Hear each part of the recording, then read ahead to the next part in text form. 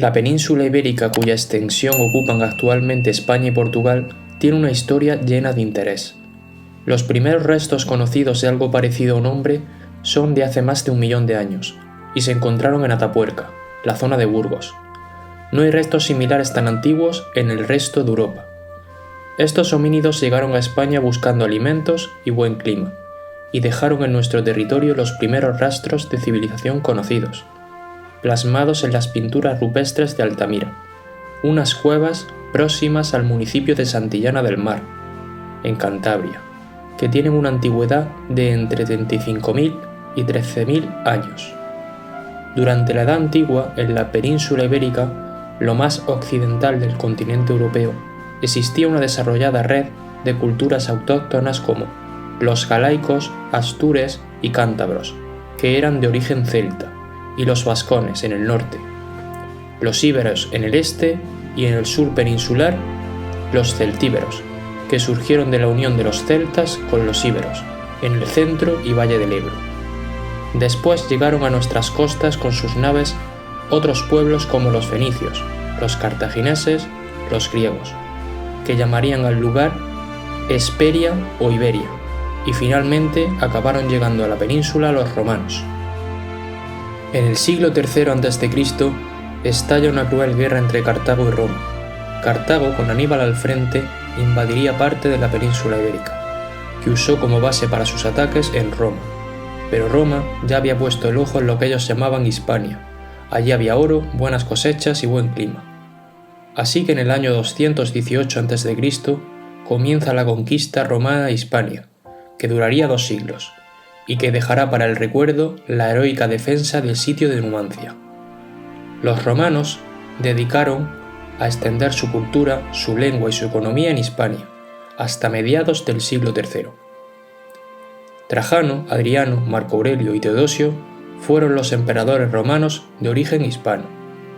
Además, con la invasión romana, el cristianismo acabó llegando a Hispania. Pero los excesos dejaron a Roma muy debilitada, y del norte de Europa llegarían pueblos bárbaros que invadirían la península. Serían los vándalos, los suevos y los alanos, que se repartieron entre ellos el territorio. Sin embargo, a partir del año 415, comenzaron las primeras oleadas migratorias del pueblo visigodo a la península ibérica. Venían de conquistar Roma, y desplazaron a los pueblos bárbaros al norte de África. Los visigodos ocuparon la península durante aproximadamente 300 años, por lo que dejaron una interminable lista de reyes. En el siglo VIII, los partidarios de un antiguo rey visigodo Witiza querían destronar al rey visigodo nombrado después, don Rodrigo.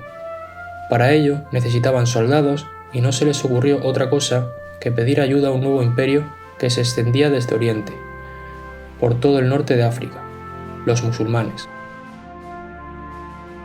De esta manera, en el año 711, desembarcó en la península ibérica un ejército musulmán que destronó a don Rodrigo en la batalla de Guadalete. Los árabes, una vez fuera de África, pensaron: ¿y si no los quedamos todo y conquistamos Europa? Y así fue. En menos de 20 años, casi toda la península menos alguna zona del norte y los Pirineos estaba ocupada por los musulmanes. En el año 722, unos pocos señores cristianos vencen en la batalla de Covadonga al ejército árabe, y es entonces cuando se inicia la reconquista. En el año 773, Abderramán I proclamó el Califato de Córdoba para montar su propio chiringuito e independizar a la península ibérica del resto del mundo islámico.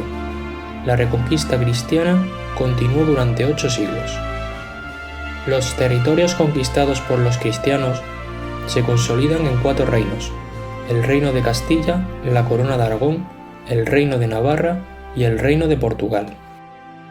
En 1492, los reyes católicos conquistan el reino de Granada, el último reducto musulmán en la península, y el mismo año Cristóbal Colón llega sin saberlo a América. Con la llegada de los Austrias al trono en 1516, nace el concepto de España. Además, Carlos I, el primer monarca español, hereda posesiones en toda Europa, lo que, unido a victorias militares en Italia, descubrimientos en Oceanía y conquistas en los imperios azteca, maya e inca, hacen que el imperio español se convierta en uno de los más grandes de la historia, alcanzando su plenitud con Felipe II. De su época son también algunos de los escritores y pintores más famosos de la historia de España, como Cervantes o Quevedo, en lo que se conocerá como el Siglo de Oro español.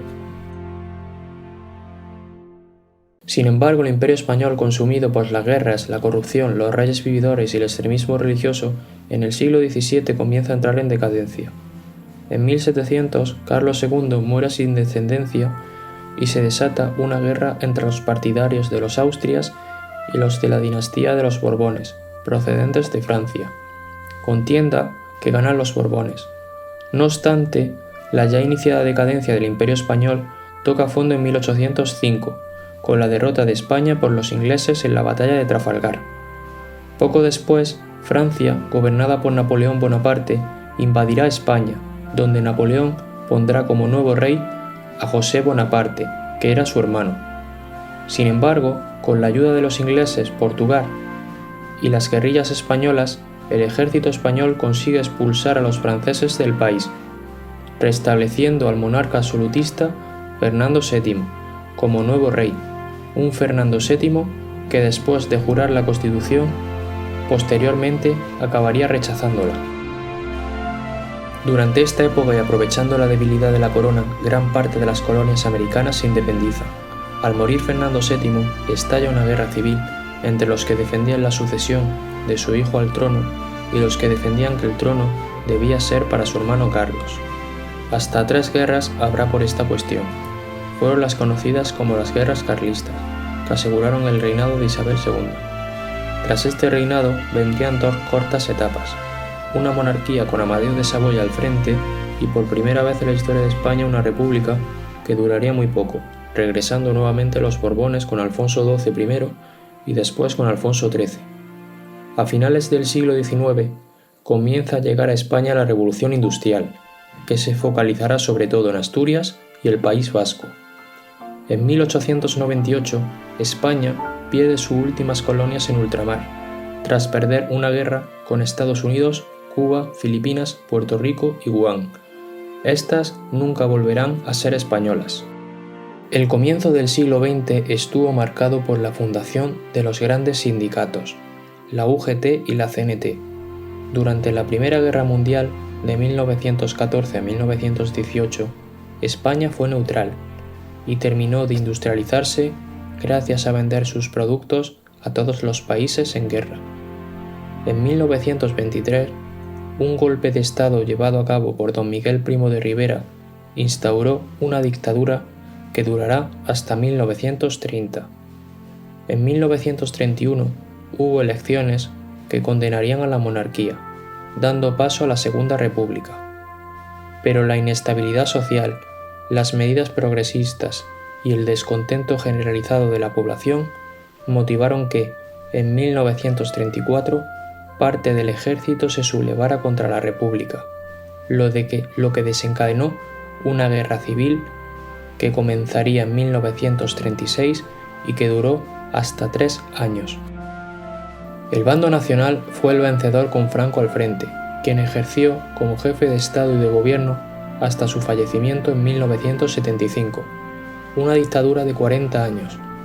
Con la muerte de Franco llegó una etapa conocida como la Transición, que democratizó el país.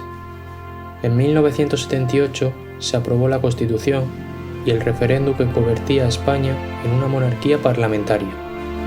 El 23 de febrero de 1981 se produjo un intento de golpe de Estado, pero gracias a la intervención del rey Juan Carlos I fue abortado. 4 años después de esa amenaza, en 1985, España entraría en la Unión Europea, recuperando su lugar e importancia histórica en el continente.